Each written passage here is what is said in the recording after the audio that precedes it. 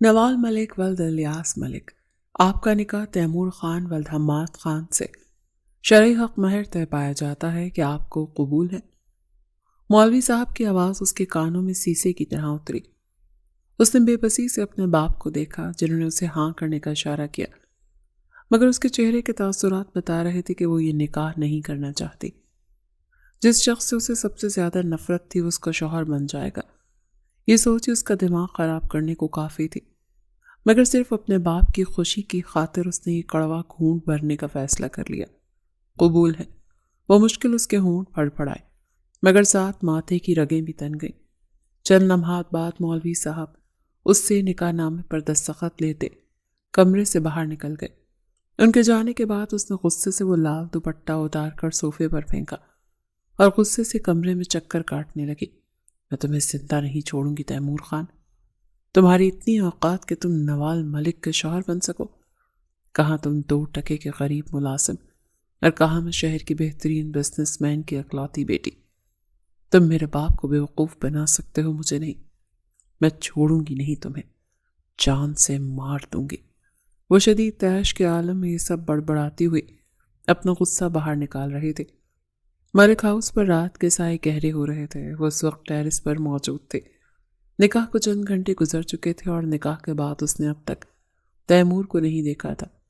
اگر دیکھ لیتی تو شاید جان سے ہی مار دیتی۔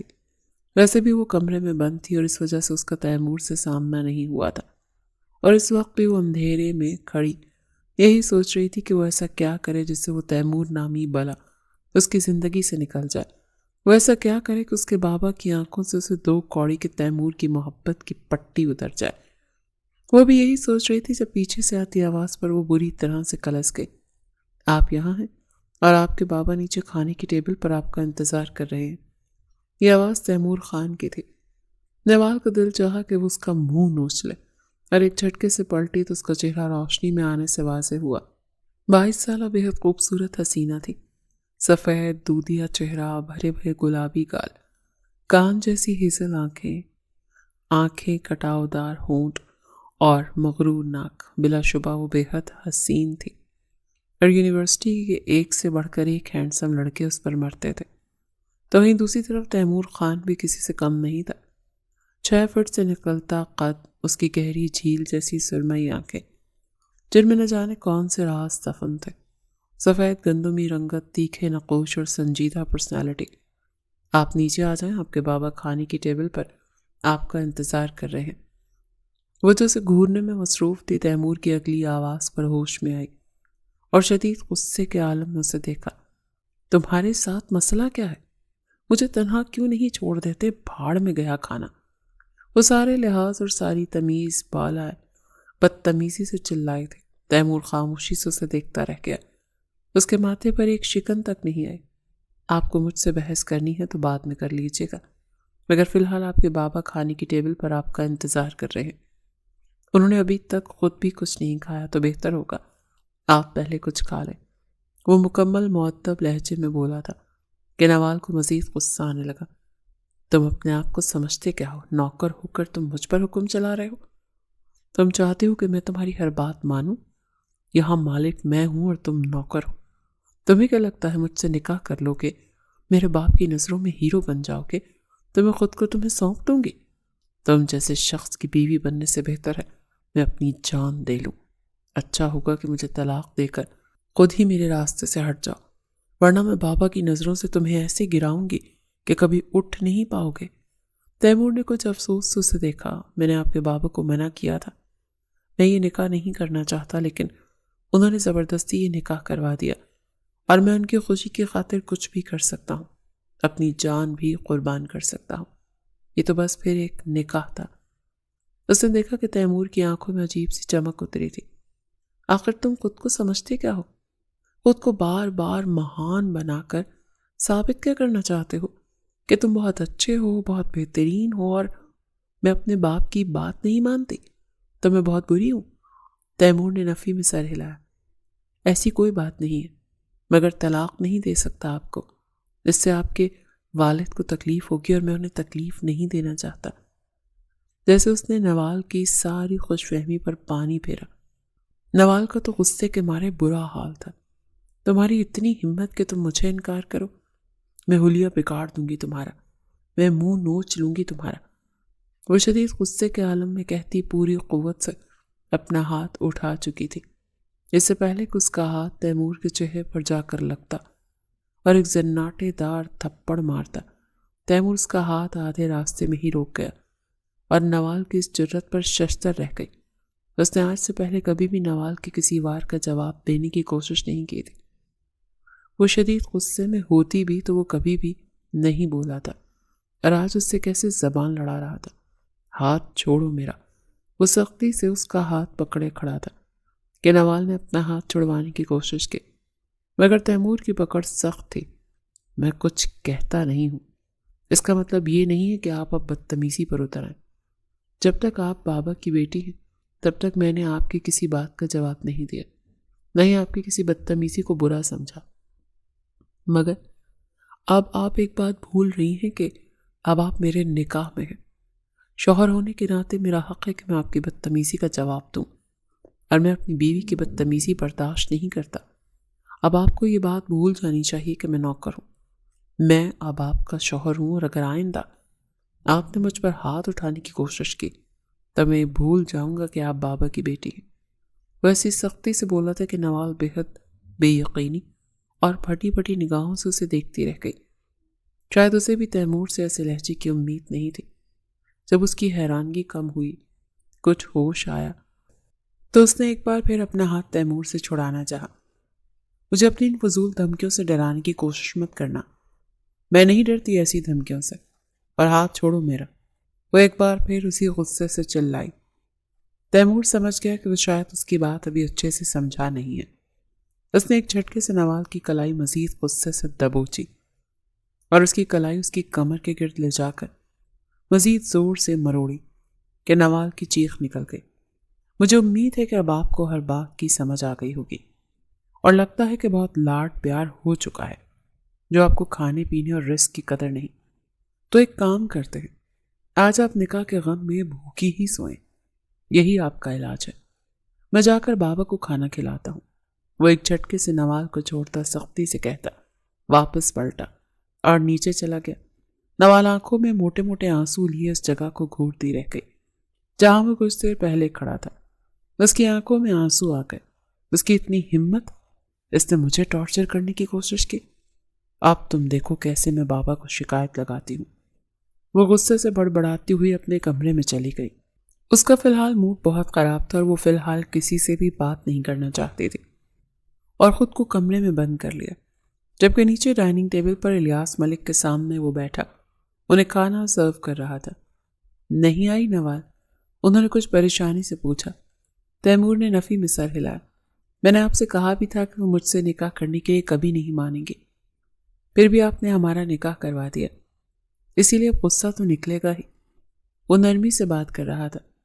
کچھ دیر پہلے جب وہ نوال سے بات کر رہا تھا اور جو غصہ اس کے لہجے میں تھا، وہ غصہ اب سارے کا سارا ہوا ہو چکا تھا۔ الیاس ملک نے نفی میں سر ہلایا۔ میں نے جو کچھ کیا ہے اس کی حفاظت کے لیے کیا ہے، آخر میری اکلوتی بیٹی ہے۔ خدا نخواستہ میری زندگی کا کیا بھروسہ، اگر مجھے کچھ ہو گیا تو کل کو اس کی حفاظت کون کرے گا؟ انسان جتنا زیادہ شہرت یافتہ ہو اتنے ہی اس کے زیادہ دشمن ہوتے ہیں، اور میں اپنی زندگی میں ہی اپنی بیٹی کو محفوظ ہاتھوں میں سونپ کر جانا چاہتا تھا، اور یہاں پر میں خود کے بعد سب سے زیادہ تم پر بھروسہ کرتا ہوں، کیونکہ میں جانتا ہوں کہ میرے لیے تم کیا ہو۔ وہ نرمی سے باتیں کر رہے تھے کہ تیمور ہلکا سا مسکرایا۔ مگر پھر بھی آپ کو اپنا بہت خیال رکھنے کی ضرورت ہے۔ کوئی تو ہے جو آپ کو جان سے مارنا چاہتا ہے۔ دشمن ہر طرف سے آپ کے گرد گھیرا ڈال رہے ہیں، اب آپ کو باخبر رہنا ہے۔ وہ نرمی سے انہیں ہدایات دے رہا تھا کہ الیاس ملک نے اس بات میں سر ہلایا۔ تیمور خان کے ہوتے انہیں کبھی بھی اس چیز کا احساس نہیں ہوا کہ ان کا کوئی بیٹا نہیں ہے۔ وہ ہمیشہ سے ان کے لیے ان کا بیٹا تھا۔ تیمور ان کے لیے نہ صرف ان کا دایاں بلکہ ان کا بایاں بازو بھی تھا۔ تیمور کے ہوتے وہ کسی چیز کی فکر نہیں کرتے تھے، کیونکہ تیمور ان کے ساتھ سائے کی طرح رہتا تھا اور ان کی حفاظت دل و جان سے کرتا تھا۔ مگر پچھلے کچھ دنوں سے ان پر مسلسل 2-3 بار اٹیک ہو چکے تھے، اسی لیے تیمور الرٹ تھا اور وہ سمجھ گیا تھا کہ کوئی دشمن الیاس ملک کو جان سے مار دینا چاہتا ہے، اور ایک اٹیک نوال پر بھی ہو چکا تھا جب وہ یونیورسٹی گئی تھی۔ اس دن کے بعد سے تیمور نے اس کا یونیورسٹی جانا بند کروا دیا تھا۔ ویسے تو اس کی یونیورسٹی آلموسٹ کمپلیٹ ہو چکی تھی، مگر وہ گھر میں ایک جگہ بند نہیں رہ سکتی تھی، کیونکہ وہ شروع ہی سے آزاد رہی تھی اور اسے عادت تھی کہ کہیں نہ کہیں باہر جا کر دوستوں کے ساتھ گھوم پھر کر آنے کی۔ مگر 2 دن پہلے اس کے بابا کا لیا یہ فیصلہ نوال کے لیے بہت بڑے امتحان کا باعث بن چکا تھا۔ الیاس ملک نے 2 دن پہلے حکم سنا دیا کہ وہ نوال کو فوراً تیمور کا نکاح کرنا چاہتے ہیں۔ تیمور جانتا تھا کہ نوال اس سے نفرت کرتی ہے۔ اس نے نکاح رکوانے کی کوشش کی، مگر تیمور کو الیاس ملک کی بات ماننی پڑی۔ اگر کوئی اس سے بات منوا سکتا تھا تو وہ صرف الیاس ملک ہی تھے، اور انہوں نے نوال کو اپنی قسم دے کر اس نکاح کے لیے راضی کیا تھا، کیونکہ وہ جانتے تھے کہ یہ بہت ضروری ہے۔ نوال بہت چھوٹی تھی جب اس کی ماں کی موت ہو گئی تھی۔ الیاس ملک نے اپنی بیٹی کو بالکل پھولوں کی طرح پالا تھا۔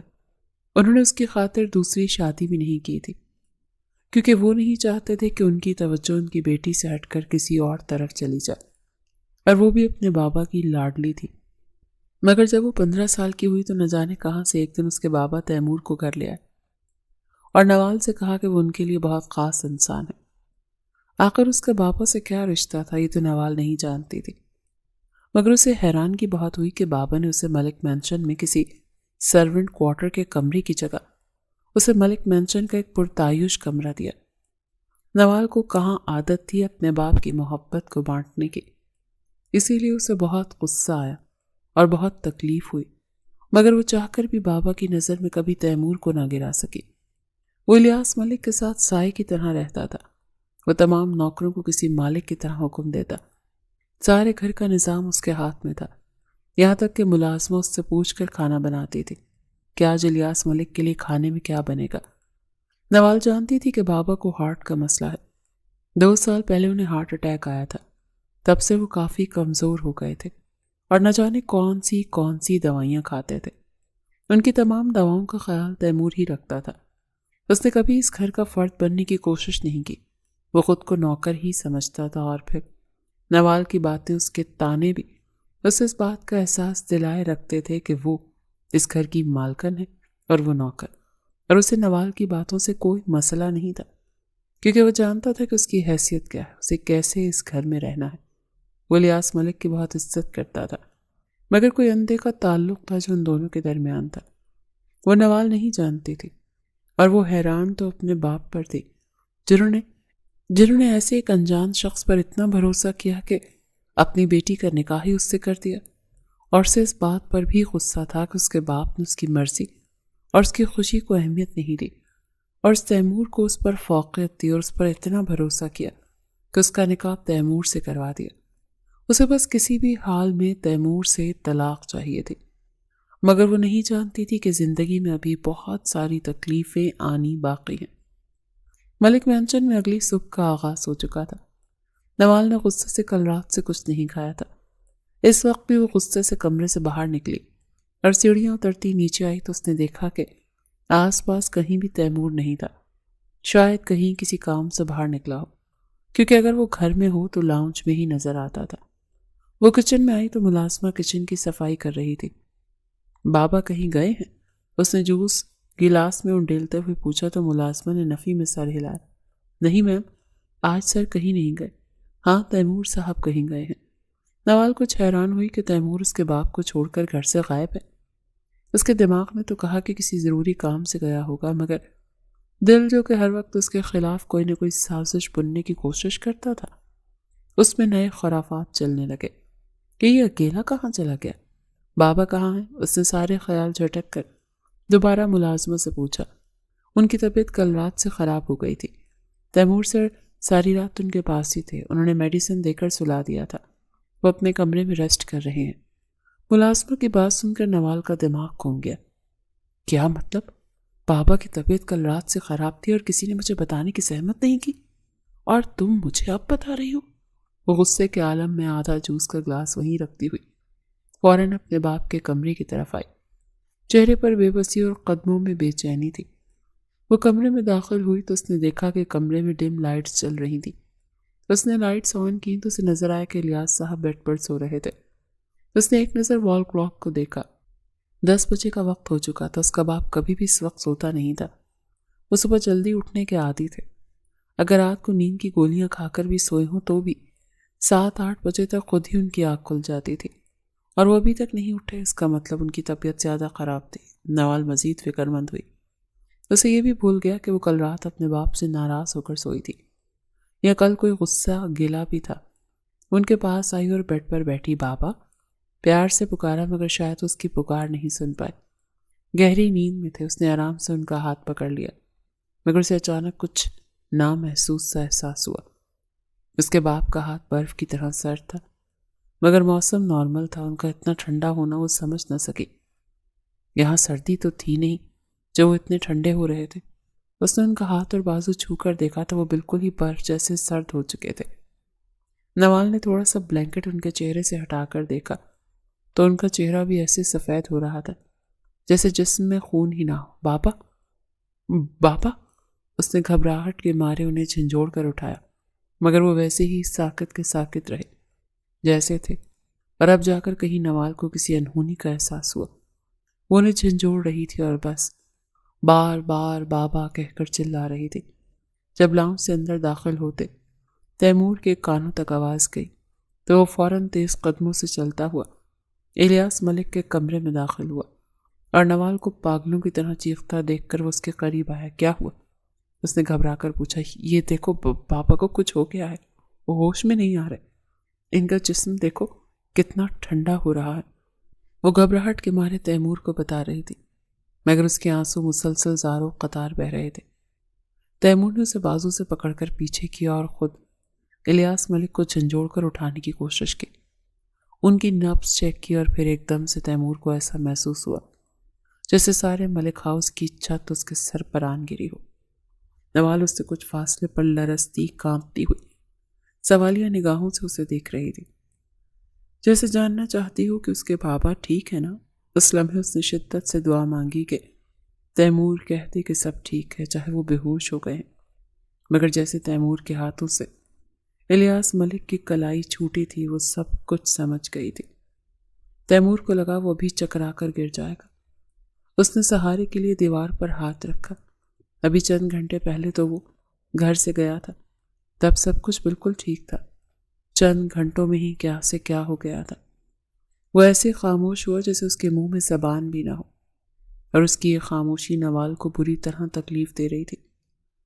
وہ فوراً تیمور کے قریب ہوئی اور اس کا گریبان پکڑ لیا۔ تم کچھ بولتے کیوں نہیں؟ بتاؤ نا کیا ہوا ہے بابا کو؟ خدا کے واسطے کچھ بولو۔ تیمور جب خاموش رہا تو وہ بے بسی سے اس کے کاندھے پر مکے مارنے لگی۔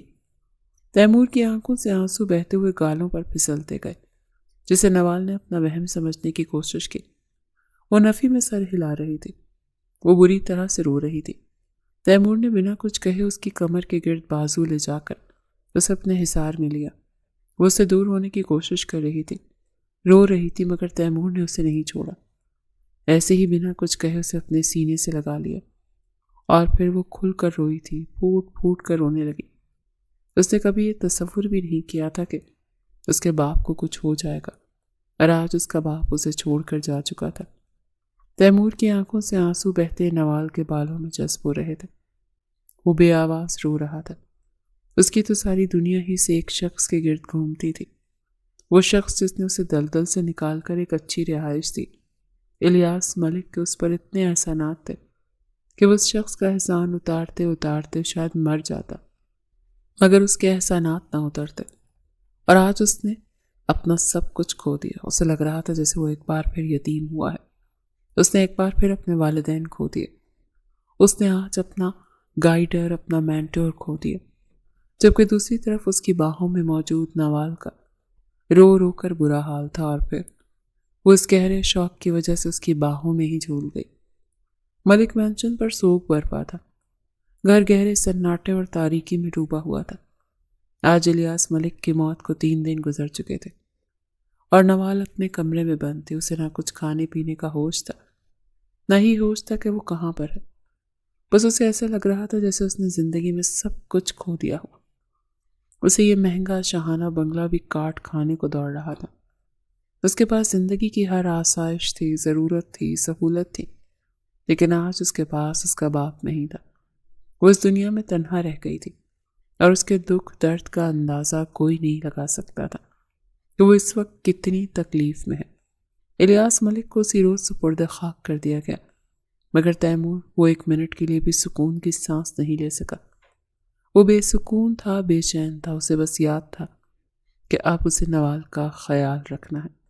الیاس صاحب اپنی موت سے پہلے نوال کو اس کی ذمہ داری دے کر گئے تھے، اور اب وہ اس کا محافظ ہے، مگر وہ یہ بھی جانتا تھا کہ نوال اسے کبھی قبول نہیں کرے گی، لیکن وہ کوشش ضرور کرے گا کہ وہ نوال کا دل جیت سکے۔ اب اس بڑے سے بنگلے میں الیاس ملک کی قیمتی چیز بس اس کی بیٹی ہی تھی، جو تیمور کے لیے بہت انمول تھی، مگر جو حقیقت اس پر اب کھلنے والی تھی وہ شاید اس کی رہی سہی ہمت بھی توڑنے کے لیے کافی تھی۔ اسے الیاس صاحب کی فیملی ڈاکٹر نے کال کی تھی کہ وہ اس سے کوئی ضروری بات کرنا چاہتے ہیں، اور تیمور نے انہیں گھر بلا لیا۔ اس وقت وہ دونوں ملک ہاؤس کے لاؤنج میں بیٹھے ہوئے تھے۔ ڈاکٹر انجم کے چہرے کے رنگ اڑے ہوئے تھے۔ کیا بات ہے؟ آپ کچھ پریشان؟ کیا بات کرنا چاہتے ہیں آپ؟ تیمور نے سنجیدگی سے پوچھا۔ اس کے چہرے کی رونق جیسے کسی نے چھین لی ہو۔ وہ کیسے خود کو مضبوط کیے کھڑا تھا یہ وہی جانتا تھا، کیونکہ الیاس ملک کی موت نے جہاں نوال کو توڑا تھا تو وہیں تیمور کو بھی توڑ پھوڑ کر رکھ دیا تھا۔ مگر وہ مرد تھا، اور مرد جلدی خود کو سنبھال لیا کرتے ہیں، جبکہ عورتیں نازک ہوتی ہیں، انہیں خود کو جوڑنے میں، سنبھالنے میں بہت وقت لگتا ہے۔ مجھے سمجھ نہیں آ رہی کہ میں کیسے بات شروع کروں۔ بات بہت حساس ہے۔ ڈاکٹر انجم شدید ڈپریسڈ نظر آ رہے تھے۔ تیمور کو بھی پریشانی ہوئی۔ جو بھی بات ہے آپ کھل کر کر سکتے ہیں۔ تیمور نے انہیں تھوڑا حوصلہ دینے کی کوشش کی۔ بات الیاس صاحب کی موت سے متعلق ہے۔ مجھے لگتا ہے وہ نیچرل ڈیتھ نہیں تھی، شاید کسی نے انہیں جان بوجھ کر مارا ہے۔ الفاظ تھے کہ پگھلا ہوا سیسا جو کسی نے تیمور کے کانوں میں انڈیلا۔ وہ تو سمجھ رہا تھا کہ دشمن صرف گھر سے باہر حملہ کرنے کی کوشش کر رہے، اور ان کی موت اس وجہ سے ہوئی ہوگی۔ وہ دل کے مریض تھے، مگر ڈاکٹر کیا کہہ رہا تھا؟ اور ڈاکٹر انجم الیاس صاحب کے فیملی ڈاکٹر تھے، اور وہی ان کا علاج کر رہے تھے، اور ان کی ہارٹ رپورٹس کے متعلق ساری انفارمیشن انہیں معلوم تھی۔ یہ آپ کیا کہہ رہے ہیں؟ تیمور نے جبڑے بھیجتے ہوئے سختی سے پوچھا۔ جو میڈیسن تم نے مجھے بھیجی تھی ان میں مجھے کچھ عجیب سی چیز نظر آئی ہے۔ ڈاکٹر انجم نے بتاتے ہوئے اپنے بیگ سے کچھ میڈیسنز نکال کر ٹیبل پر رکھی۔ تیمور نے الیاس ملک کی موت کے بعد ڈاکٹر انجم کو ان کی ساری میڈیسنز بھیج دی تھی، ایک بار یہ کنفرم کروانے کے لیے کہ ان کی میڈیسنز ٹھیک ہے نا، ان کی موت واقعی قدرتی تھی بھی یا نہیں، کیونکہ شاید کہیں اندر ان کا دل کہہ رہا تھا کہ یہ موت قدرتی نہیں تھی، اور اب ڈاکٹر کی بات یہ ثابت کر رہی تھی کہ واقعی ان کا شک ٹھیک تھا۔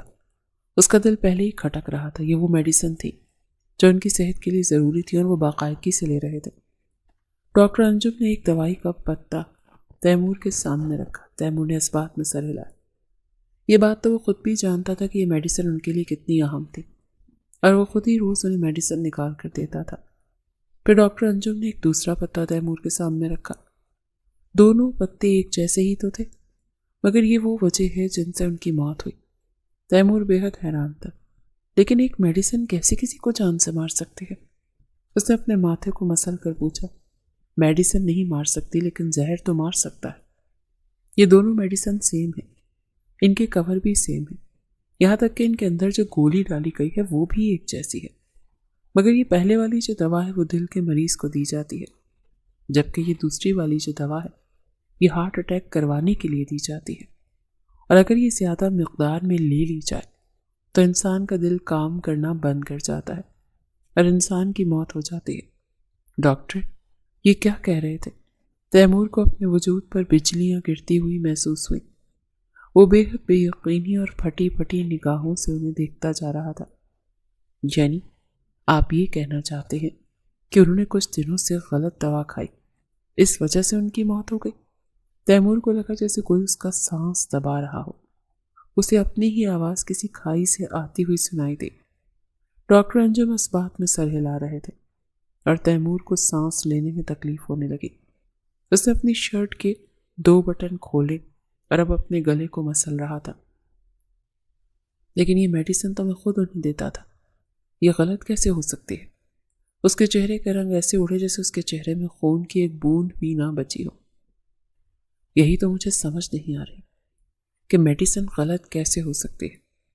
مجھے لگتا ہے کسی نے میڈیسن بدل دی تھی، اور جس نے بھی میڈیسن بدلی ہے یقیناً وہ اسی گھر سے تعلق رکھتا ہے، کیونکہ الیاس صاحب کے کمرے میں داخل ہونے والا انسان کوئی باہر سے تو آئے گا نہیں۔ اس کے پاس اتنی ایکسس تھی کہ وہ ان کے کمرے میں جا سکے اور میڈیسن چینج کر سکے۔ جتنا مجھے معلوم ہوا ہے میں نے اتنا تمہیں بتا دیا۔ اب اسے ڈھونڈنا تمہارا کام، ہو سکتا ہے اگلا نمبر تم دونوں میں سے کسی ایک کا بھی ہو۔ نوال کی جان بھی خطرے میں پڑ سکتی ہے۔ تیمور نے سمجھنے والے انداز میں سر ہلا۔ نوال کے ذکر پر اس کی ایک نگاہ ایک پل کے لیے سیڑھیوں کی جانب اٹھی، اور دوسرا ہی پل اس کی آنکھیں پھیلی اس کے بالکل سامنے سیڑھیوں کے پاس۔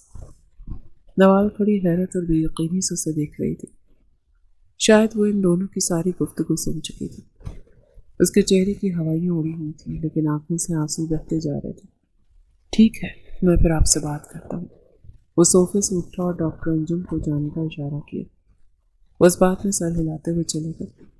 ان کے جانے کے بعد وہ نوال کی طرف آیا، شاید اس کی غلط فہمی دور کرنا چاہتا تھا۔ اس سے پہلے کہ وہ کچھ کہتا وہ تیزی سے اس کے قریب آتی، اسے گریبان سے دبوچ چکی تھی۔ تم اتنے نیچ، اتنے گھٹیا ہو سکتے ہو، میں نے کبھی سوچا بھی نہیں تھا۔ تمہیں شرم نہیں آئی میرے باپ کو جان سے مارتے ہوئے؟ ارے یہ بھی نہیں سوچا کہ میرے باپ نے تمہیں رہنے کے لیے ٹھکانہ دیا، تمہیں نام دیا، اور تمہیں کیا کیا؟ میرے بابا تمہیں بیٹا کہتے تھے، تم نے میرے بابا کی جان لے لی، کس لیے؟ آخر کیوں کیا تم نے ایسا؟ وہ پاگلوں کی طرح ہذیانی سے انداز میں چیخ اٹھی۔ تیمور جانتا تھا فی الحال وہ تکلیف میں ہے، لیکن اس کا مطلب یہ نہیں تھا کہ وہ اسے قاتل قرار دیتا۔ کیا وہ یہ نہیں جانتی تھی کہ وہ الیاس ملک کی کتنی عزت کرتا تھا؟ وہ اس کے لیے اس کے باپ سے بڑھ کر تھے۔ ہوش میں رہی، جیسے وہ آپ کے باپ تھے، میرے لیے بھی بالکل میرے باپ جیسے تھے۔ میں انہیں کیوں تکلیف دوں گا؟ تیمور نے کچھ بے بسی سے پوچھا۔ نوال نے ابھی بھی اس کا گریبان دبوچ رکھا تھا۔ ہاں، تمہارے پاس کوئی نہ کوئی وجہ تو ہوگی نا میرے باپ کو مارنے کی۔ کہیں ان کی اس دولت پر تمہارا دل تو نہیں آ گیا؟ اس نے سختی سے پوچھا۔ تیمور نے جبڑے بھیج کر خود کو کچھ کہنے سے باز رکھا۔ اسے کتنا لالچی سمجھ رہی تھی وہ جو دولت کی خاطر اس کے باپ کو مار دے گا۔ وہ شاید غصے میں آیا تھا مگر خاموش رہا۔ شاید وہ اس پر غصہ نہیں کرنا چاہتا تھا، مگر تیمور کو خاموش پا کر جیسے نوال کو اپنا جواب مل گیا۔ تو یہ بات ہے، تمہیں میرے باپ کی دولت چاہیے تھی۔ ایک بار کہا ہوتا میرا باپ تمہیں ہر چیز دے دیتا، اسے جان سے مارنے کی کیا ضرورت تھی؟ تمہیں شرم نہیں آئی؟ صرف چند ٹکوں کے لیے، صرف چند پیسوں کے لیے تم نے میرے باپ کو جان سے مار دیا۔ منصب کے لیے تمہیں کبھی معاف نہیں کروں گی۔ ابھی پولیس کو کال کرتی ہوں اور تمہیں اریسٹ کرواؤں گی۔ وہ شاید غصے کے عالم میں چلائی تھی۔ تیمور نے غصہ ضبط کرتے اسے دونوں کاندھوں سے پکڑتے جھنجھوڑ کر جھٹکا دیا۔ دماغ خراب ہو گیا ہے آپ کا؟ آپ ایسا سوچ بھی کیسے سکتی ہیں کہ میں نے آپ کے باپ کو مارا ہے؟ اور کیا کہا؟ مجھے پولیس کے حوالے کریں گی؟ تو لیں، ابھی ملائیں کال، لیکن اس کے بعد یہ سوچ لیجیے گا کہ اس گھر میں میرے بعد نہ تو کوئی نوکر رہے گا اور نہ ہی کوئی گارڈ۔ پھر اکیلی رہ سکیں گی یہاں؟ میرے جاتے ہی وہ دشمن 1 منٹ سے پہلے یہاں آ جائیں گے اور آپ کو چیر پھاڑ ڈالیں گے۔ بس سختی سے دھاڑا تھا کہ نوال سہم کر 2 قدم پیچھے ہوئی۔ جب کسی بات کا علم نہ ہونا تو آدھی ادھوری بات سن کر خود سے الزام نہ لگانا شروع کر دیا کریں۔ میں خود اس بات کی تفتیش کروں گا کہ آپ کے باپ کو کس نے مارا ہے، اور پھر قاتل کو لا کر آپ کے قدموں میں پھینکوں گا۔ پھر آپ کی مرضی ہوگی اس کے ساتھ جو چاہے سلوک کرے، لیکن خبردار، اگر آپ نے مجھے بابا کا قاتل کہا تو میں یہ بھی بھول جاؤں گا کہ آپ ان کی بیٹی۔ 1 منٹ سے پہلے حلق سے جان کھینچ نکالوں گا۔ شدید غصے سے کہتے وہ نوال کو چھوڑ کر جا چکا تھا۔ نوال کی آنکھوں سے آنسو بہتے جا رہے تھے۔ وہ مزید وہاں نہیں رکا اور غصے میں گھر سے باہر نکل گیا، مگر نوال کو جیسے اس بات پر یقین ہو چکا تھا کہ جو یہ باتیں کر رہا ہے ضرور اس نے ہی اس کے باپ کو مارا ہے۔ اس وقت اس کی آنکھوں پر شک اور وہم کا گمان کی پٹی بن چکی تھی۔ جو نہ جانے کب اترنے والی تھی۔ دن پر دن گزر رہے تھے، تیمور کو سمجھ نہیں آ رہی تھی وہ کیسے جانے آخر کون قاتل تھا۔ کسی نے الیاس صاحب کے کمرے میں جا کر ان میڈیسن کو چینج کیا تھا، اور جس نے بھی کیا تھا یقیناً دشمن کے کہنے پر ہی، کیونکہ یہاں جتنے بھی لوگ آتے تھے ملازمین یا پھر گارڈ، یہاں تک کہ مالی بھی تیمور کی اجازت کے بنا گھر میں کوئی پر بھی نہیں مار سکتا تھا، مگر پھر بھی کوئی اس کی ناک کے نیچے گھر میں آیا اور میڈیسنز چینج کر دی۔ وہ کافی دنوں سے تمام ملازمین کی حرکات پر نظر رکھ رہا تھا، کیونکہ وہ جانتا تھا کہ غداری یہیں سے ہوتی ہے، مگر اسے کچھ بھی غیر معمولی محسوس نہیں ہوا۔ اس دن کے بعد سے نوال خود کو کمرے میں بند کر چکی تھی۔ دوبارہ ان دونوں کا کوئی سامنا نہیں ہوا، اور فی الحال تیمور کا دماغ ویسے ہی گھوما ہوا تھا۔ اگر نوال اس کے سامنے آ جاتی تو شاید اس بار وہ رکھ کر اسے ایک اور تھپڑ مار دیتا۔ وہ پہلے اتنا ذہنی ٹینشن میں مبتلا تھا، اور اوپر سے نوال کی باتیں اس کا دماغ مزید گھمانے کے لیے کافی تھی۔ کل اس نے سارے گارڈ سے مکمل انفارمیشن لی تھی، گھر میں آنے جانے والوں کے بارے میں پوچھا تھا، مگر اسے کوئی بھی خاص سسپیکٹ نظر نہیں آیا۔ یہ رات کا وقت تھا، ابھی بھی وہ پانی پینے کے لیے کچن میں آیا تھا جب اس کا دھیان کچن کی صفائی کرتی ملازمہ پر گیا۔ کچھ سوچتے ہوئے تیمور اس کے قریب آیا۔ یہ بتاؤ کہ الیاس بابا کی موت سے پہلے چند دنوں میں کوئی ایسا انسان گھر میں آیا جب گھر میں موجود نہیں تھا اور وہ الیاس بابا کے کمرے میں گیا ہو؟ سوچ کر جواب دو۔ اس نے سنجیدگی سے ملازمہ سے پوچھا تو ملازمہ سوچنے لگی۔ ایسے کوئی خاص تو نہیں آیا۔ ہاں مجھے یاد آیا، نوال میم کی ایک فرینڈ آئی تھی، اور وہ اور نوال میم الیاس سر کے کمرے میں گئی تھی۔ شاید وہ اپنے بچپن کی فوٹوز انہیں وہاں سے البم سے نکال کر دکھا رہی تھی۔ وہ کافی دیر وہاں بیٹھی رہی۔ اس دن آپ اور الیاس سر آفس گئے تھے، ملازمہ نے سنجیدگی سے بتایا، اور تیمور نے جبڑے بھینچ کر اپنا غصہ ضبط کرنے کی کوشش کی۔ اسے امید نہیں تھی کہ اس کی کوئی دوست اس طرح دشمن کے بھیس میں گھر میں گھس آئے گی۔ وہ سمجھ چکا تھا کہ بس اسی لڑکی نے میڈیسنز چینج کی ہیں۔ یقیناً ان لوگوں نے ہاسپٹل سے الیاس صاحب کی میڈیکل ہسٹری چرائی تھی، یا شاید نوال نے اپنی کسی دوست سے اس کا ذکر کر دیا ہو۔ وہ وہاں سے نکلا تو سیدھا نوال کے کمرے میں آیا۔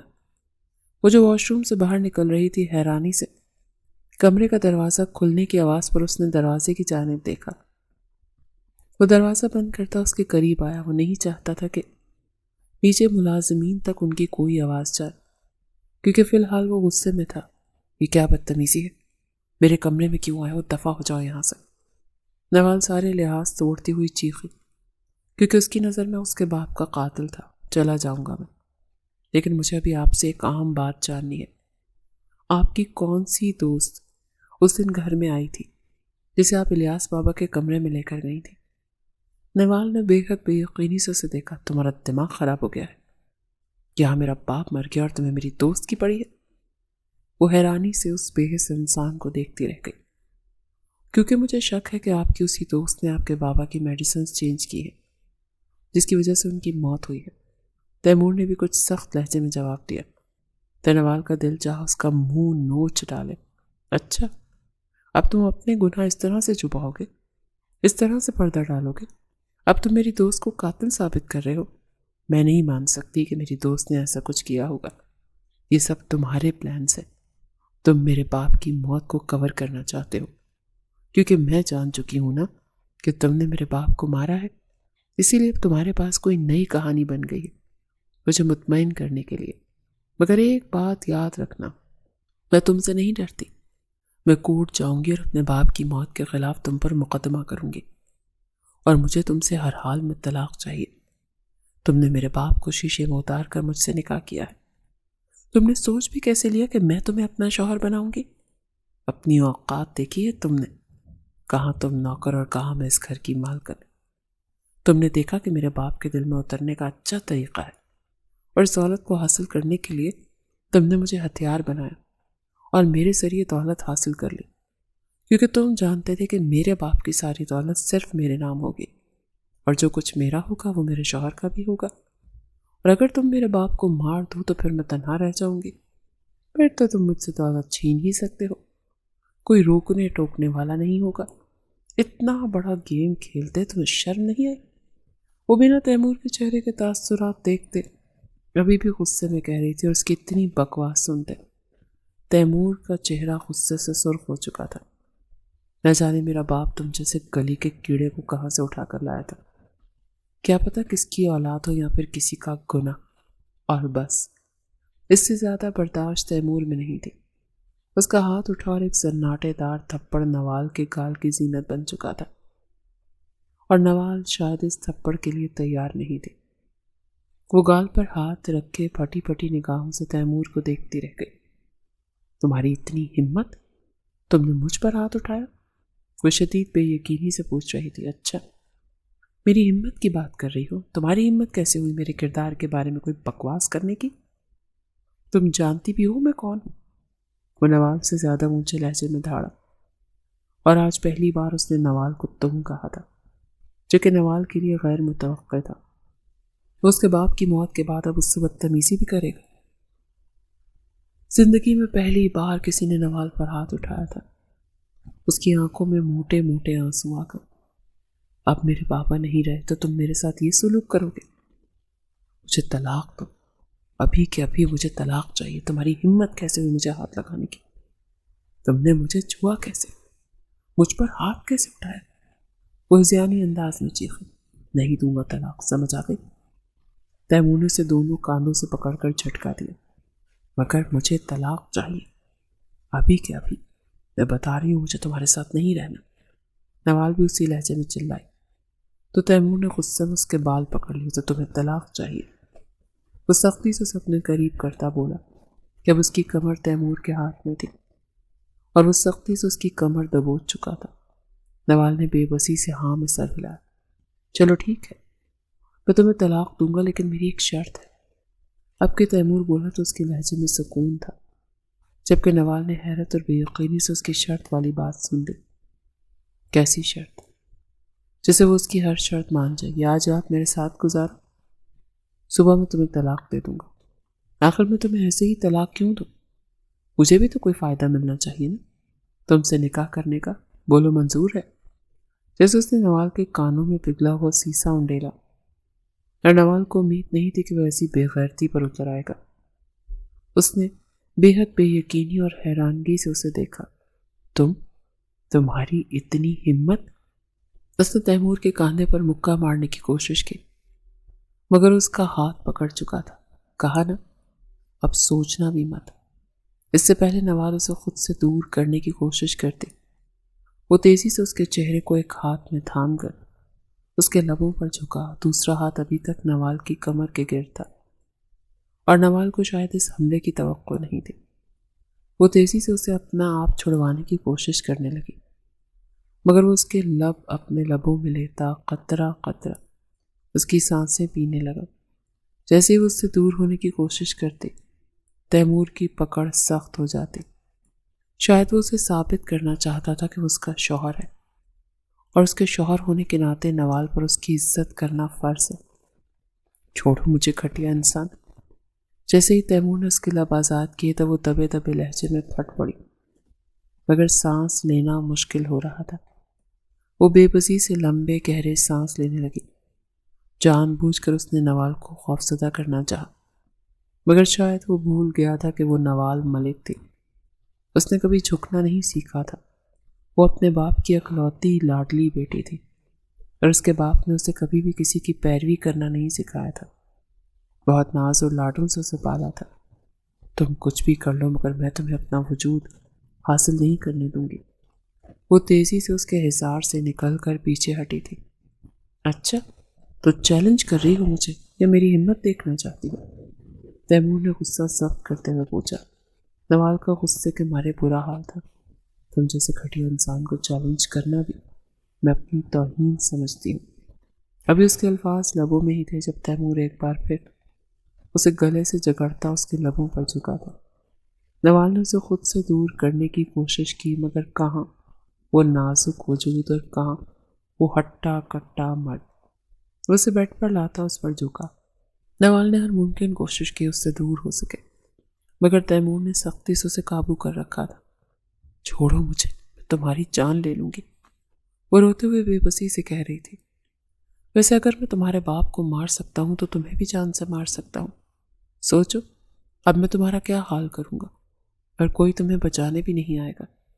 उसकी बातों पर नवाल ने खौफज़दा निगाहों से उसे देखा, जैसे तैमूर को उस पर तरस आ गया। शौहर हूँ तुम्हारा, हक रखता हूँ तुम पर, और अगर तुम्हें लगता है कि मैं तुम्हारी ये खूबसूरत शक्ल देखकर अब पीछे हटूंगा तो ऐसा नहीं होने वाला। इस बार उसने कुछ नरमी से कहा। नवाल सुर्ख होती आंखों से बेबसी से उसे देख रही थी। मैं तुम पर रेप का केस कर दूंगी, दूर रहो मुझसे।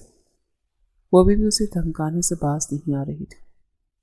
तैमूर के माथे पर बल पड़ा। अच्छा, रेप का केस करोगी, मगर अभी तक तो मैंने कुछ किया भी नहीं। एक काम करते हैं, पहले मुझे करने दो, फिर कर देना केस, वो भी शौक से। उसके कान में सरगोशी करते अपनी शर्ट के बटन खोलकर शर्ट उतारता फेंकता नवाल को बिना वहां से हिलने का मौका दिया उस पर झुका। नवाल ने उससे दूर होने की कोशिश की, मगर वो उसकी मजबूत गिरफ्त में बेबस आंसू बहाती रह गई।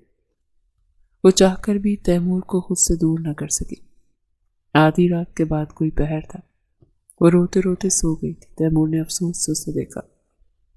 वो जानता था जितना उसमें गुरूर है उसे सबक सिखाना बहुत ज़रूरी था, और अभी तो उसने नवाल के साथ बहुत नरमी बरती थी।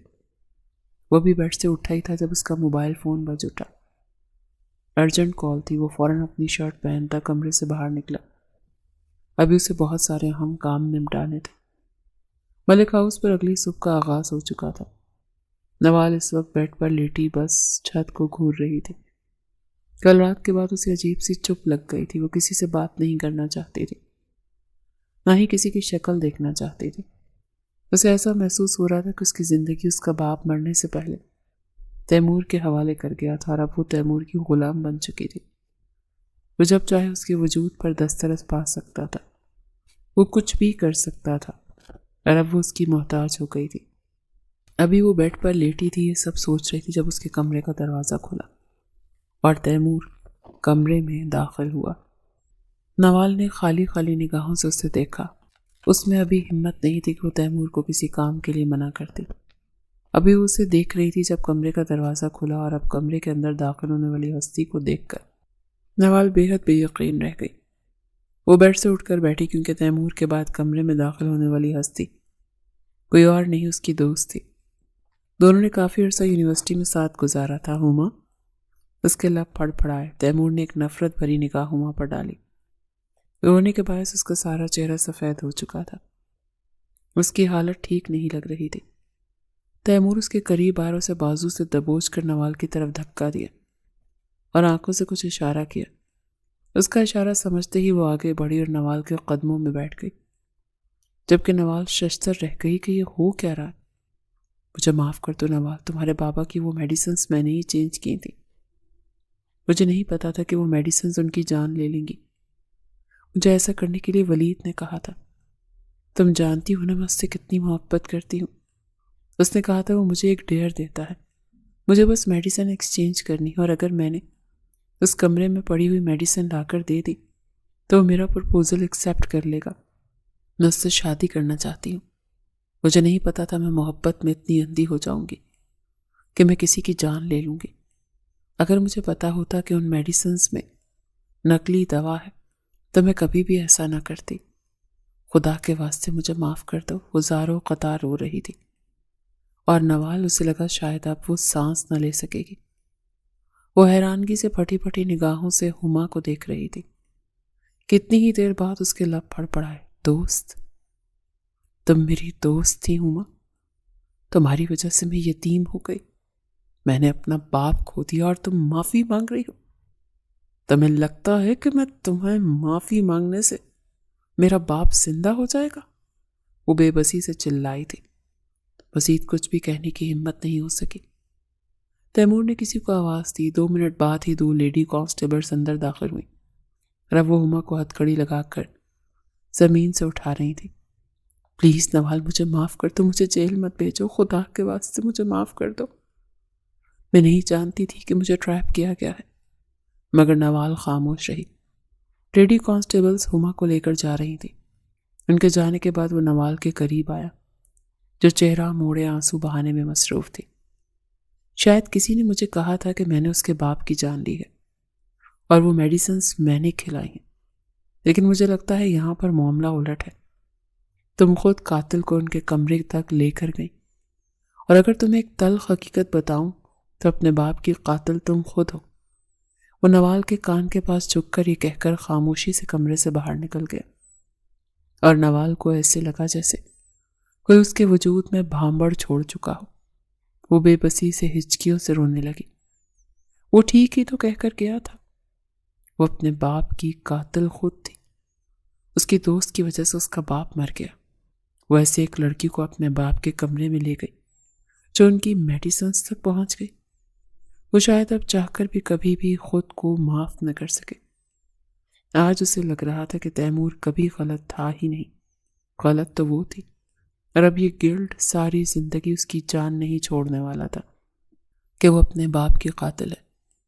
ہما کے نوال سے ملنے کے بعد سے تیمور اور نوال ایک دوسرے کے آمنے سامنے نہیں آئے تھے۔ تیمور اب ولید آفندی اور اس کے باپ شہروز آفندی کے پیچھے تھا، اور وہ ان لوگوں کا مقصد جاننا چاہتا تھا، اور ان کا مقصد جاننے کے لیے تیمور کو ابھی زیادہ محنت نہیں کرنی پڑی، کیونکہ شہروز آفندی نے اچانک ایک دن میڈیا کے سامنے آ کر یہ دعویٰ کر دیا کہ الیاس ملک نے مرنے سے پہلے اپنی ساری جائیداد اور اپنا سارا بزنس اسے بیچ دیا تھا، سوائے ملک مینشن کو چھوڑ کر، اور اس کے پاس سارے کاغذات، سارے ثبوت تھے، اور اب وہ آفیشیلی طور پر ملک کمپنیز کا مالک تھا۔ یہ سب دیکھنے کے بعد تیمور کا غصے کے مارے برا حال تھا۔ وہ سمجھ گیا تھا کہ اس شخص نے الیاس ملک کو راستے سے ہٹا کر اس کے سارے بزنس کو ہڑپ لیا ہے، اور نقلی کاغذ بنانا آج کل مارکیٹ میں بہت آسان تھا، مگر وہ کسی کو بھی چھوڑے گا نہیں، خاص طور پر ان سب کو۔ کسی کی جان لینے کے جرم میں تو ہرگز نہیں۔ وہ جانتا تھا کہ شہروز آفندی کو کیسے سزا دینی ہے۔ دوسری طرف وہ اپنے والدین کے قاتل کو ڈھونڈنے کی بھی کوشش کر رہا تھا، جو اسے سراغ مل چکا تھا۔ شاید الیاس بابا پہلے سے جانتے تھے اس کے والدین کو کس نے مارا تھا، مگر انہوں نے کبھی بھی تیمور کو نہیں بتایا، نہ جانے کیوں۔ تیمور سے سب کچھ چھپانا چاہتے تھے، شاید اس لیے کہ وہ قتل و غارت میں نہ پڑے، مگر اب تیمور سب کچھ جان چکا تھا۔ تیمور کے والد حماد خان الیاس ملک اور شہروز آفندی کے بزنس پارٹنر تھے، اور تینوں نے تقریباً 30 سال پہلے پارٹنرشپ پر ایک کمپنی بنائی تھی۔ بزنس اچھا چل رہا تھا، مگر حماد خان کا اس کام میں زیادہ تجربہ تھا، اسی لیے وہ تیزی سے کامیابیوں کی سیڑھیوں کو چھو رہے تھے، اور 2 سال میں ہی تینوں نے بلڈنگز الگ الگ کر لیں۔ ہاں، لیکن کمپنی اور پارٹنرشپ ابھی بھی چل رہی تھی، لیکن زیادہ تجربہ ہونے کی وجہ سے زیادہ شیئرز حماد خان کے پاس چلے گئے، جس کی وجہ سے شہروز آفندی کی شدید غصے اور جلن سے بے حال ہو گیا۔ اسے حماد خان سے نفرت ہونے لگی کہ وہ بزنس کی دنیا میں اس سے آگے کیسے جا سکتا ہے، اور بس لالچ نے دوستی کو دشمنی میں بدل دیا۔ اور پھر ایک روز شہروز آفندی نے حماد خان اور ان کی بیوی، جس وقت ان کے ساتھ کار میں موجود تھے، ان کا ایکسیڈنٹ کروا دیا، اور ایکسیڈنٹ میں ان دونوں کی موت ہو گئی۔ تب تیمور بہت چھوٹا تھا، اس نے تیمور کو بھی جان سے مارنے کی کوشش کی تھی، مگر وہ تیمور کی قسمت تھی کہ وہ بچ گیا اور الیاس ملک کو مل گیا۔ پھر اسے اپنے ساتھ آرفنج لے گئے، چند سال اسے وہیں پہ رکھا، اور خود انہوں نے شہروز آفندی سے ہر تعلق ختم کر لیا۔ انہوں نے کوشش کی تھی شہروز آفندی کو سزا دلوا سکیں، مگر حماد خان کا قتل ثابت ہی نہیں ہو سکا کہ وہ قاتل تھا یا ایکسیڈنٹ، اس لیے انہوں نے سارے بزنس اور ہر چیز اس سے الگ کر لی تاکہ دشمن یہ سمجھے کہ حماد خان کا بیٹا مر گیا۔ مگر جب وہ سمجھدار ہو گیا تو اسے اپنے ساتھ اپنے گھر لے آئے اور اسے اپنا بیٹا بنا لیا، کیونکہ وہ ان کے جگری یار کا اکلوتا اور آخری نشانی تھا، اس لیے اس سے بہت محبت کرتے تھے۔ مگر شہروز آفندی کی لالچ ابھی تک ختم نہیں ہوئی۔ جب اس نے دیکھا کہ الیاس ملک کی کمپنی شہر کی سب سے بڑی بہترین کمپنی ہے اور انہیں بہت پروفٹ ہو رہا ہے، تو اس نے حماد خان کی طرح الیاس ملک کو بھی جان سے مارنے کی سازش رچی، اور اس سازش میں اس نے اپنے بیٹے کو شامل کیا تاکہ ہما نوال کی دوست ہے، اس لیے اس نے جان بوجھ کر ہما کے ساتھ فلرٹ کیا اور اسے مجبور کیا کہ وہ اس سے محبت کرے، اور پھر محبت میں اسے ایک ڈیئر دیا کہ اگر وہ یہ ڈیئر پورا کرتی ہے تو وہ اس سے شادی کر لے گا۔ اور ہما محبت میں پاگل میڈیسنز چینج کر گئی۔ وہ جانتا تھا کہ وہ الیاس بابا ہی اپنے والدین کو واپس نہیں لا سکتا، مگر وہ ان سب کی موت کا بدلہ ضرور لے سکتا ہے، اور اس کا پہلا ٹارگٹ ولید آفندی ہونے والا تھا۔ وہ کرسی پر بندھا ہوا تھا اور خود کو آزاد کروانے کی ہر ممکن کوشش کر رہا تھا، مگر اندھیرے میں اسے کچھ سمجھ نہیں آ رہی تھی کہ وہ یہاں پر کیسے پہنچا۔ جتنا یاد تھا وہ گھر سے آفس کے لیے نکلا تھا۔ وہ اپنے باپ کے پاس آفس جا رہا تھا جب راستے میں اس کی گاڑی کے سامنے ایک ٹرک آ گیا۔ اس نے بریک لگائی، شاید اس کا سر ڈیش بورڈ سے لگا تھا۔ اس کے بعد کیا ہوا اسے کچھ یاد نہیں۔ جب ہوش آئی تو یہاں پر اس خالی اندھیرے کمرے میں تھا۔ ابھی وہ اپنی سوچوں میں الجھا ہوا تھا جب کمرے کا دروازہ کھلا اور تیمور اندر داخل ہوا۔ اسے دیکھتے ہی ولید نے پھڑ پھڑانا شروع کر دیا۔ کون ہو تم؟ کیا چاہتے ہو اور مجھے ایسے باندھ کیوں رکھا ہے؟ چھوڑو مجھے۔ وہ اپنا آپ آزاد کروانے کی ہر ممکن کوشش کرنے لگا۔ چھوڑ دیں گے؟ اتنی بھی کیا جلدی ہے؟ مگر پہلے تمہارے باپ سے تاوان تو لے لیا جائے۔ وہ قریب آیا اور ولید کے گال کو پیار سے تھپ تھپا کر اس کی ایک تصویر بنا کر واپس چلا گیا۔ باہر آ کر اس نے اپنے خاص آدمی کو موبائل پکڑا دیا۔ یہ تصویر شہروز آفندی کو بھیجو، اسے کہو کہ اگر اپنے اکلوتے بیٹے کو زندہ صحیح سلامت دیکھنا چاہتے ہو تو اپنی زندگی کی ساری جمع پونجی، ساری دولت، ساری جائیداد، ساری کمپنیز، ہر چیز کے کاغذات لے کر یہاں پہنچ جائے، ورنہ اگلے 24 گھنٹوں بعد اس کے بیٹے کی لاش ملے گی۔ آدمی نے فوراً سمجھتے ہوئے سر ہلایا اور تیمور کا میسج شہروز آفندی کو دے دیا۔ تیمور نے فارم ہاؤس سے باہر نکلا اور اب اس کا رخ گھر کی جانب تھا۔ وہ لاؤنج میں داخل ہوا تو اس کی پہلی نگاہ نوال تک گئی، جو لاؤنج کے صوفے پر سر ٹکائے چھت کو گھور رہی تھی۔ 2 ہفتے گزر گئے تھے مگر وہ ابھی تک ہما کے الفاظ اور اس غم سے باہر نہیں نکل سکی تھی کہ وہ اپنے باپ کی قاتلہ ہے۔ اس وقت بھی وہ سادہ سا سوٹ پہن رکھا تھا اور کاندھوں کے گرد شال لے رکھی تھی۔ اس کا چہرہ بے رونق ہو چکا تھا، آنکھوں میں نمی تھی جو وہ اتنی دور سے بھی دیکھ سکتا تھا۔ اسے اتنا ٹوٹا بکھرا اور ایسی حالت میں دیکھ کر تیمور کو اس پر ترس آیا۔ دل نے چاہا کہ اس کے پاس جائے اور اسے اپنے سینے میں چھپا لے اور کہے کہ کسی کے پاس اختیار نہیں کسی کی جان لے سکے۔ انسان کی موت تبھی ہوتی ہے جب اللہ چاہتا ہے، مگر نہیں، وہ نوال ملک تھی، اس لیے اس نے نوال کو اکیلے چھوڑنے کا فیصلہ کیا۔ شاید اکیلے رہ کر اپنی انا اور اپنے غرور سے باہر نکل کر اسے احساس ہو کہ کسی پر الزام لگا دینا، وہ بھی قتل جیسا سنگین الزام، سامنے والے کو کتنی تکلیف دے سکتا ہے۔ وہ خاموشی سے اپنے کمرے کی طرف چلا گیا۔ جب اس کے پاس سے گزرا تو آہٹ پر نوال کی نظر اس پر گئی۔ وہ تیمور خان تھا جس کا کردار بے داغ تھا اور وہ نوال ملک الیاس ملک کی بیٹی ہو کر خود کو غلط سمجھ رہی تھی۔ وہ جانتی تھی وہ غلط ہے، اس پر قاتلہ کا ٹیگ لگ چکا تھا۔ شہروز آفندی کے اکلوتے بیٹے کی کڈنیپنگ نے سارے شہر میں تہلکہ مچا دیا۔ اس نے سارے شہر کی پولیس کو حکم دیا کہ اس کے بیٹے کو ڈھونڈ کر لایا جائے، مگر کسی بھی پولیس آفیسر نے یہ کیس لینے سے انکار کر دیا۔ ان کے خیال میں یہ امیر لوگوں کی چیپ پبلسٹی پانے کے ٹوٹکے ہے اور ان کا بیٹا کڈنیپ نہیں ہوا، یہیں کہیں ہوگا، کہیں چھپا ہوا۔ شہروز آفندی جب 24 گھنٹے تک وہاں نہیں پہنچا تو تیمور نے ولید کے کاندھے پر ایک گولی پیوست کی کہ ولید کی چیخیں اس خالی کمرے میں دور دور تک گونجی، مگر اس کی فریاد سننے والا وہاں کوئی موجود نہیں تھا۔ پھر تیمور نے ولید کی ایک اور تصویر بنائی جس سے صاف پتہ چل رہا تھا کہ اس کے کاندھے پر گولی لگ چکی ہے اور خون ابل ابل کر باہر نکل رہا ہے۔ اگر ایسے ہی خون ضائع ہوتا رہا تو وہ ویسے ہی مر جائے گا۔ وہ تصویر فوراً شہروز آفندی کو بھیج دی۔ اب تمہارے پاس 24 گھنٹے نہیں، بس 1 گھنٹہ ہے۔ اگر اب بھی نہیں آئے تمام مطالبات کے ساتھ تو اگلے گھنٹے یہ گولی اس طرح تمہارے بیٹے کے سینے میں ہوگی اور تمہیں اس کی لاش بھی نہیں ملے گی۔ اس میسج کے ساتھ ہی شہروز آفندی کا سکون، چین، سب کچھ کھو چکا تھا۔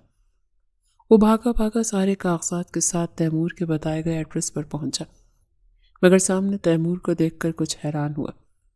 وہ جان گیا تھا کہ وہ الیاس ملک کا چمچہ ہے۔ تمہاری ہمت کیسے ہوئی میرے بیٹے کو کڈنیپ کرنے کی؟ ویسے ہی جیسے آپ کی ہمت ہوئی میرے والدین کو اور الیاس ملک کو قتل کرنے کی۔ اور والدین پر وہ حیران اور پریشان سا تیمور کو دیکھ رہا تھا۔ حماد خان تو یاد ہوگا نا؟ حماد خان کا بیٹا ہوں میں۔ تو میں نے سوچا کیوں نہ کچھ سالوں پرانے حساب کتاب باقی کیے جائیں۔ میں یہاں بہت بڑے بڑے ڈائلاگ نہیں ماروں گا، میں جانتا ہوں کہ الیاس بابا کو بھی آپ نے ہی مارا ہے، صرف ان کی کمپنی اور جائیداد کے لیے، اور میرے والدین کو بھی صرف آپ نے اس لیے مروایا تاکہ آپ میرے باپ کی جگہ اور ان کا مقام، مرتبہ، ہر چیز ہتھیا سکیں۔ چلے میں آج آپ کو ایک موقع دیتا ہوں۔ وہ سامنے دیکھ رہے ہیں؟ اس نے دور ایک سنسان گھر کی جانب اشارہ کیا۔ اس گھر میں آپ کا بیٹا ہے، اگر آپ پورے 5 منٹ میں وہاں پہنچ گئے اور اسے رسیوں سے آزاد کر دیا تو آپ دونوں بچ جائیں گے اور میں آپ کو یہ ساری جائیداد واپس کر دوں گا۔ لیکن اگر آپ 5 منٹ سے 1 سیکنڈ بھی لیٹ ہو گئے تو اس گھر میں موجود بم بلاسٹ ہو جائے گا اور آپ کا بیٹا اور آپ دونوں مر جائیں گے، اور اگر آپ مر گئے تو پھر جائیداد آپ کی قبر میں تو لے کر نہیں جا سکتے۔ سوچ لیں کیا کرنا ہے آپ نے۔ وہ بھی کہہ ہی رہا تھا کہ شہروز آفندی بالکل بچوں کی طرح ہانپتے ہوئے اس گھر کی جانب دوڑے۔ تقریباً 3 منٹ بعد وہ گھر میں داخل ہو رہے تھے۔ جلدی جلدی سارے کمرے چیک کرنے لگے کہ ولید کہاں پر ہے۔ ایک کمرے میں وہ انہیں کرسیوں سے بندھا ہوا ملا، اس کی رسیاں کھولنے کی کوشش کر رہے تھے۔ بس چند سیکنڈ کی دیر تھی، رسیاں کھول چکے تھے۔ انہوں نے فوراً ولید کو سہارا دے کر کھڑے کرنا چاہا اور گھر سے باہر بھاگ جانا چاہا، مگر چند سیکنڈز اور بلاسٹ ہوا۔ فضا میں دھواں اڑا، ٹھاک کی آواز دور دور تک گونجی۔ اس کے ساتھ ہی ولید آفندی اور شہروز آفندی کا عروج ختم ہو چکا تھا۔ وہ ایسے قاتل کو نہ تو پولیس کے حوالے کرنا چاہتا تھا، نہ ہی یہ چاہتا تھا کہ وہ آزاد ہو جائے، کہ جانتا تھا کہ جیل میں وہ ایک محدود عرصے تک بند رہ سکتے ہیں، پھر وہ اپنی پاور کے زور پر جیل سے باہر نکل آئیں گے۔ اسی لیے انہیں ایسی موت دی۔ مگر شہروز آفندی یہ نہیں جانتا تھا کہ جس گھر میں اس نے بم بلاسٹ کیا تھا وہ ولید کا ہی گھر تھا۔ ابھی کچھ عرصہ پہلے ہی ولید نے یہ گھر خریدا تھا۔ بیسیکلی یہ چھوٹا سا فارم ہاؤس تھا اور اب اپنی ہی پراپرٹی میں دونوں باپ بیٹا مر چکے تھے۔ شہروز آفندی اور ولید آفندی کی موت کی خبریں اب ٹھنڈی ہونے لگی تھیں، اور پھر موقع مناسب دیکھ کر تیمور نے دنیا کے سامنے آنے کا فیصلہ کیا، اور پہلی بار وہ حماد خان کے بیٹے کی حیثیت سے میڈیا کے سامنے آیا۔ اپنے باپ کا سارا بزنس واپس اپنے ہاتھ میں لیا اور الیاس ملک کی جتنی بھی جائیداد تھی وہ فوراً نوال کے نام پر ٹرانسفر کروائی، اور سب لوگوں کو بتایا کہ کس طرح سے اس کے باپ، اس کی ماں اور الیاس ملک کو مارا گیا تھا، اور جن لوگوں نے مارا وہ اپنی ہی لگائی گئی آگ میں جل کر خاک ہو گئے، کیونکہ سب لوگ یہی سمجھ رہے تھے کہ وہ آگ حادثاتی طور پر لگی تھی۔ وہ ٹی وی میں اس وقت میڈیا کے سامنے بہت بہترین اور مہنگے لباس میں کھڑا تھا، اور ملک ہاؤس کے لاؤنج میں بیٹھی نوال پتھر کی ہو گئی تھی۔ حیرانگی سے اسکرین کو دیکھتی رہ گئی۔ اسے ہرگز بھی امید نہیں تھی کہ وہ اتنے امیر باپ کا بیٹا ہوگا جسے اس نے ناجائز تک کہہ دیا تھا۔ وہ حیران تھی کہ وہ ان کے گھر میں ایک نوکر کی طرح کیوں رہا۔ اب اسے سارے سوالوں کے جواب مل گئے تھے کہ اس کے باپ کو تیمور کتنا عزیز تھا، کیونکہ وہ ان کے لاڈلے دوست کا اکلوتا بیٹا تھا۔ قسمت نے اس کے ساتھ کیسے انصاف کیا، اسے آج محسوس ہو رہا تھا کہ تیمور سب کچھ جیت گیا، اپنا نام، اپنی دولت، اپنا بزنس، ہر چیز، مگر وہ کہاں تھی؟ وہ خالی ہاتھ رہ گئی۔ شام کے سائے گہرے ہو رہے تھے۔ اس نے جب سے تیمور کا انٹرویو دیکھا تھا تب سے وہ بہت پریشان تھی۔ اس نے انٹرویو میں صاف کہا تھا کہ وہ اپنے والدین کا بنگلہ کھلوا رہا ہے اور وہ 1-2 دن میں ہی وہاں شفٹ ہو جائے گا۔ وہ گھر جہاں وہ بچپن میں رہا کرتا تھا، مطلب وہ یہاں سے چلا جائے گا تو پھر وہ اکیلی رہ جائے گی۔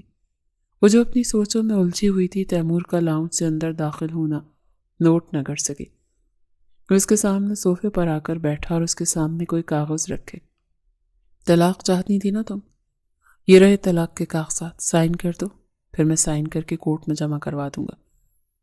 وہ شدید سنجیدہ تھا۔ نوال نے بے حد بے یقینی سے پہلے اسے دیکھا، پھر کاغذات کو، مگر تیمور کے چہرے پر کوئی غصہ نہیں تھا۔ تم سچ میں مجھے طلاق دے رہے ہو؟ نوال نے ابھی خالی خالی نگاہوں سے اسے دیکھ کر پوچھا۔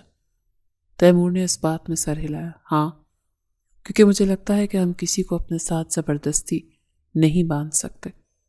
آپ کے بابا نے شاید آپ کے بہتر مستقبل کے لیے ہمارا نکاح کروایا تھا، مگر میں جانتا ہوں کہ آپ مجھ سے نفرت کرتی ہیں، اور میں نہیں چاہتا کہ میں زبردستی آپ کو اس رشتے میں باندھوں۔ ہاں، اس رات جو کچھ بھی ہوا اس کے لیے شرمندہ ہوں اور معافی چاہتا ہوں۔ میں بس غصے میں تھا، مگر مجھے غصے میں بھی وہ سب کچھ نہیں کرنا چاہیے تھا، میری غلطی ہے۔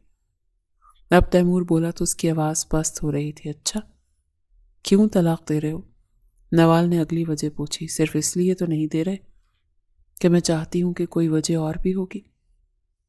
जैसे वो जानती थी कि तैमूर उसे नहीं छोड़ सकता, क्योंकि जिनसे मोहब्बत हो उन्हें ज़बरदस्ती अपने साथ बांधा नहीं जाता। उसने बस एक फिक्रा कहा और नवाल को लगा जैसे किसी ने उसका सांस रोक दिया। वो उससे मोहब्बत करता था, मगर सिर्फ उसकी खुशी के लिए उसे छोड़ रहा था। तैमूर खामोशी से चंद पल उसे देखता रहा, फिर उठा। इससे पहले वो अपने कमरे की तरफ जाता, नवाल सोफे से उठी उसके करीब आई। उसकी आंखों से आंसू बह रहे थे। दोनों अब आमने सामने खड़े थे।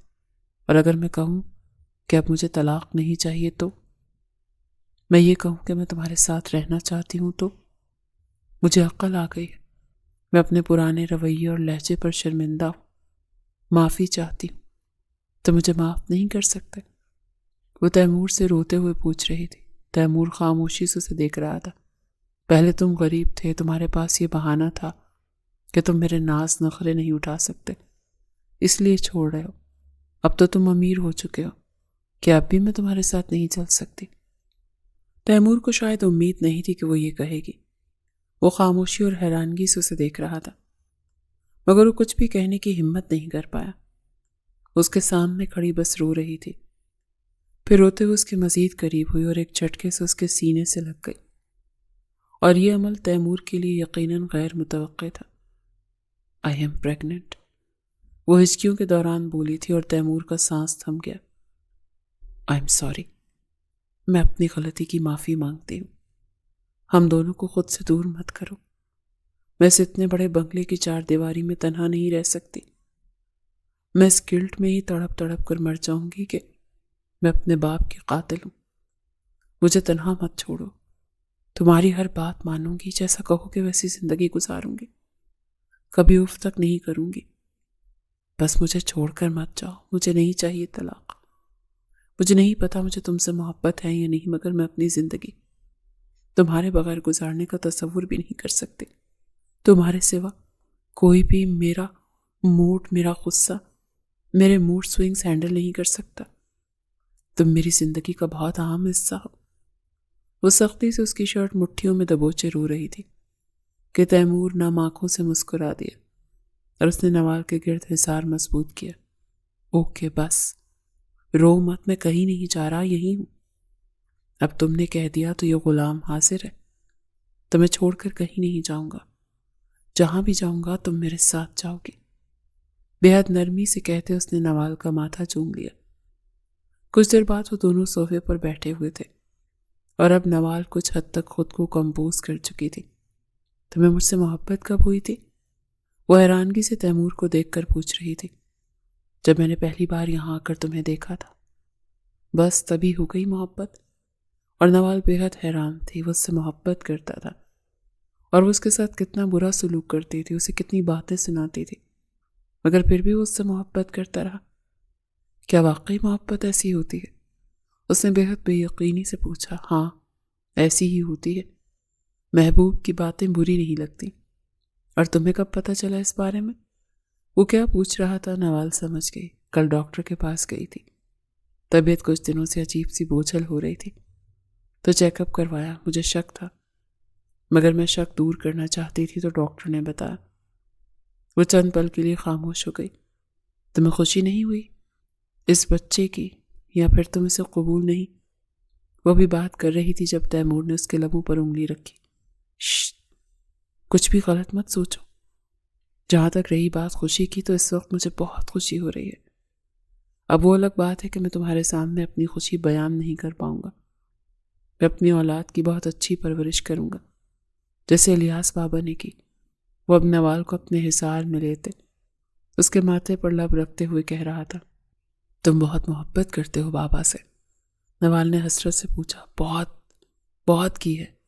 मेरे लिए वो मेरी माँ भी थे और बाप भी, मगर वो मुझसे ज्यादा तुमसे मोहब्बत करते थे, इसीलिए जेलस मत होना। और इसकी बात पर नवाल हंस पड़ी थी। अब इन दोनों की हंसी लाउंज में गूंज रही थी और शायद कहीं दूर इलियास मलिक की रूह को सुकून आ गया हो इन दोनों को ऐसे एक साथ देखकर।